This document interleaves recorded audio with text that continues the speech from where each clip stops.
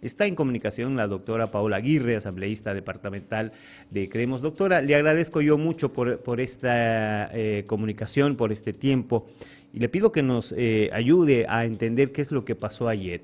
No se presentó la Procuraduría. ¿Qué va a pasar? Se deberían haber presentado las pruebas, los alegatos, etcétera, etcétera. ¿Qué va a pasar de aquí en adelante con todo lo que pretendía presentar la Procuraduría y también al Ministerio de Gobierno como pruebas en este caso? Muy buenos días, muchas gracias por la invitación. Un saludo a toda la ciudadanía cruceña. Efectivamente, ya se encuentra en fase de juicio oral este proceso penal instaurado por el gobierno del movimiento al socialismo, instrumentalizando al Ministerio Público y otras instituciones del Estado por un supuesto golpe de Estado suscitado el año 2019 que se sigue en contra, entre otros actores, de Luis Fernando Camacho, como en ese entonces líder cívico y hoy gobernador del departamento de Santa Cruz. Cabe señalar también como una nota importante que este es el único proceso en el que persiste la detención preventiva. Es decir, que si este proceso desaparece o llega a su término con una absolución o con una forma de extinción de proceso, inmediatamente Luis Fernando Camacho recobraría su libertad. Con esa puntuación aparte, también es importante señalar que al encontrarse el proceso penal en fase de juicio oral, conforme a procedimiento, primero se deben producir las pruebas de cargo, es decir, las pruebas de la parte acusadora, y luego las pruebas de descargo. El día de ayer concluyó, diremos, la fase de producción de prueba testifical de cargo. Esto es por parte del Ministerio Público, por parte del Ministerio de Gobierno, por parte de la Procuraduría, que dicho sea de paso, en relación a ella también el día de ayer, según la información proporcionada por la defensa del gobernador Luis Fernando Camacho, se declaró el abandono de querella por inasistencia y en ese sentido continuaría el juicio oral en la fecha prevista para la producción de los testigos de descargo ofrecidos por el gobernador Luis Fernando Camacho.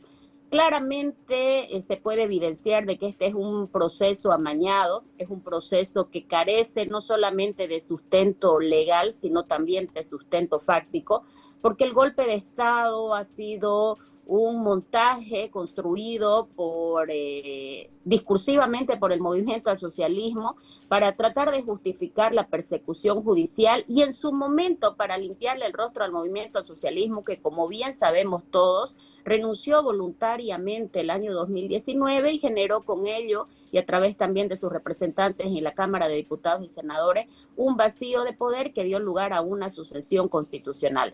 Si de legalidad estricta se hablara, este proceso penal nunca debió proseguir.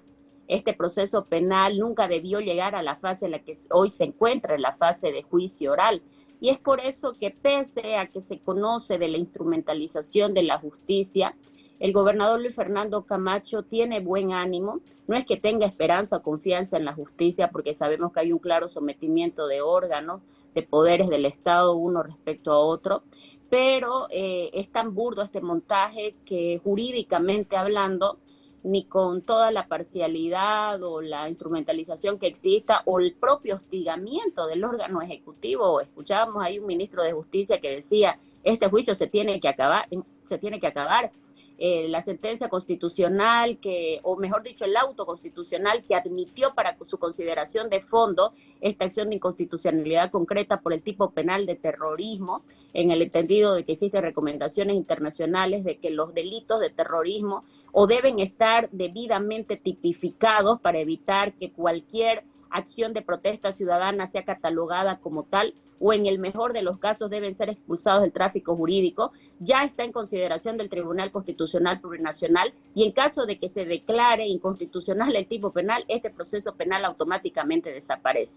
Por eso es que existen muchas alternativas, muchos escenarios que se pueden presentar, pero lo cierto es que en términos generales podríamos decir que este juicio va yendo bien, y va yendo bien no porque exista precisamente una imparcialidad del órgano judicial o independencia, sino porque, repito, es tan burdo el proceso que ninguna chicanería jurídica ha podido sustentarlo, y si de legalidad y justicia se tratara, pues este proceso tendría o que extinguirse o que dictarse una sentencia absolutoria.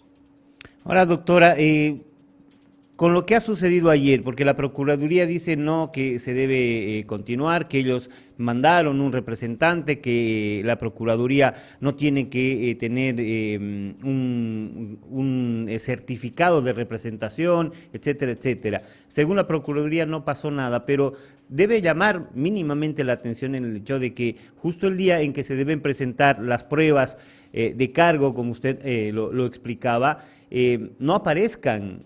O sea, manden a un abogado, puede ser que trabaje en la Procuraduría, pero dada la importancia que tiene el caso, manden a cualquiera. Mínimamente llama la atención, doctora. Por supuesto que llama la atención y no es una cuestión de menor consideración, ¿no? Yo creo que todas los niveles y esferas de poder del movimiento al socialismo saben que la situación se le está yendo de las manos.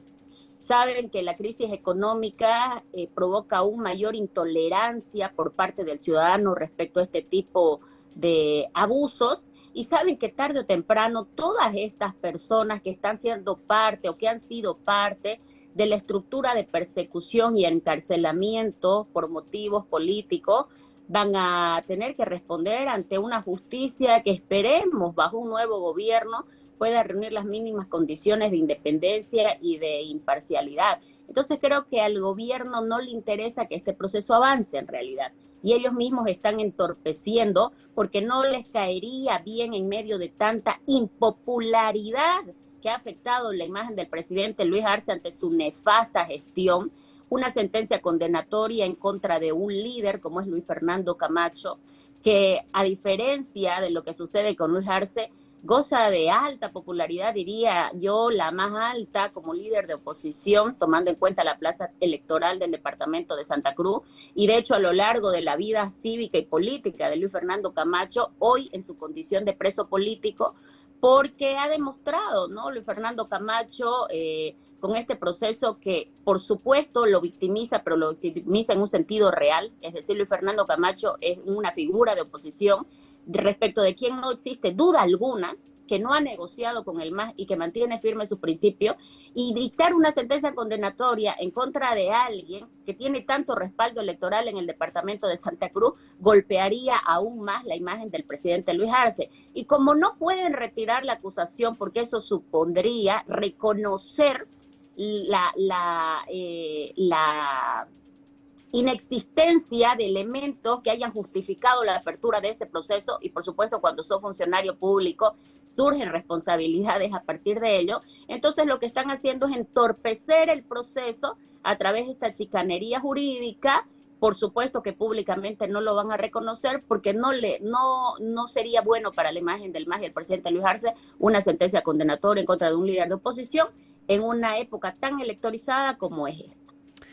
¿Y cómo puede repercutir en los otros actores del proceso en el cívico Pumari, en la expresidente Yanine Áñez, tomando en cuenta que Yanine Áñez además ya tiene una sentencia por el caso Golpe 2?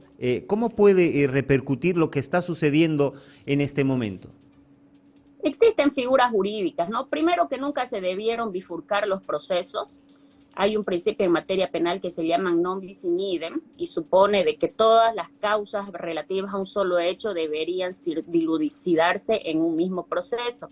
Puede generar situaciones contradictorias. Esto puede provocar el hecho de que se haya bifurcado el proceso, puede provocar de que existan dos sentencias contradictorias pronunciadas sobre un mismo hecho. Es decir, no puede el tribunal de ahora alegar que ya existe una sentencia condenatoria en contra de Yanine Áñez y bajo la misma premisa dictar en todo caso y como única opción una sentencia condenatoria en contra de Luis Fernando Camacho. Y esto ha sido producto de la desesperación, de la falta de conocimiento, del abuso y la discrecionalidad con que se manejó la causa. Recordemos que la famosa Lidia Patti, quien es la que da el paso inicial en este proceso y quien ofrece a Evo Morales, constituye a Evo Morales como víctima dentro de este proceso, ya no hay. Es decir, vean ustedes la forma descabellada, la forma tan desordenada en que se ha llevado adelante este proceso. Y en el caso particular de la situación de Yanine Áñez, si se llegara a una sentencia absolutoria en contra de Luis Fernando Camacho, la defensa de Yanine Áñez podría utilizar esto para plantear una revisión extraordinaria de sentencias, ¿no? Que es una figura también contemplada en el Código de Procedimiento Penal, que establece la posibilidad de revisar una sentencia, aun cuando ésta ya tenga carácter de sentencia ejecutoriada, por el surgimiento de nueva evidencia que dé cuenta de que la sentencia dictada en primera instancia en relación a ese primer proceso no ha sido una sentencia dictada en estricta sujeción a la legalidad y a la justicia. Más de 2 años han pasado, doctora. ¿Se está cayendo el discurso del MAS? ¿Ya no tiene cómo sustentar el MAS el discurso del golpe? No, para nada, ¿no? En realidad creo que este proceso montado no lo hizo el movimiento al socialismo pensando en consolidar en la memoria colectiva de los bolivianos una distorsión de la historia, la sustitución de un capítulo importante en la historia política boliviana, que ha sido la protesta ciudadana del 2019, para desplazarla por este falso discurso de golpe de Estado. En su momento ellos lo hicieron, primero creo que Luis Arce lo hizo para demostrar superioridad de superioridad de liderazgo respecto a Evo Morales, ¿no? Yo sí metí a la primera autoridad política del departamento a la cárcel, a lo que vos no solo no hiciste, sino que huiste frente al liderazgo emergente de Luis Fernando Camacho, ¿no? Entonces, eso creo que en su momento, fíjese usted, ¿no? La ironía, porque en su momento eso revistió de popularidad a Luis Arce frente a sus bases sociales, ¿no? Frente a ese núcleo duro votante del movimiento al socialismo radical, el ala radical del MAS, que pedía el encarcelamiento de quienes habían sido protagonistas de la lucha ciudadana del año 2019. Ahora el momento coyuntural es diferente, ¿no? Luis Arce necesita... lo que menos necesita son situaciones de abuso que despierten aún más la indignación colectiva ciudadana, y creo que también ocurre un fenómeno, y me hago responsable de mis palabras, esto ya lo explico como Paola Aguirre, haciendo abstracción de mi pertenencia a Creemos, ¿no?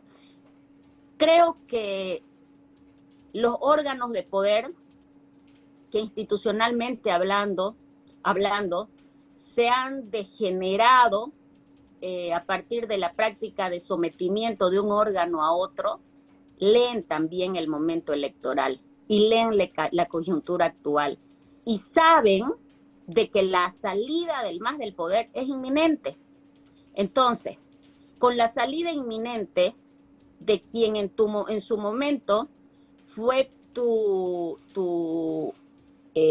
verdugo en el entendido de la amenaza, ¿ya? Pero también tu protector, porque evidentemente existían acuerdos recíprocos de silencio, ¿no? Es decir, el juez que recibía el llamado a un alto cargo del movimiento al socialismo para meter a la cárcel a tal persona, también reclamaba como devolución del favor la impunidad ante hechos de corrupción. Hemos visto un montón de casos de jueces que favorecieron a gente del movimiento al socialismo, o favorecieron en procesos en contra de personas perseguidas por el movimiento al socialismo, arropadas en una especie de impunidad frente a hechos de corrupción o frente a casos bochornosos en los que correspondería la destitución, y no se hizo porque habían favores recíprocos. Entonces yo creo que estas personas están leyendo el momento electoral y dicen, no nos vamos a jugar por alguien o por algo que ya está perdiendo poder y que muy probablemente dejen el gobierno en los próximos meses, ¿no?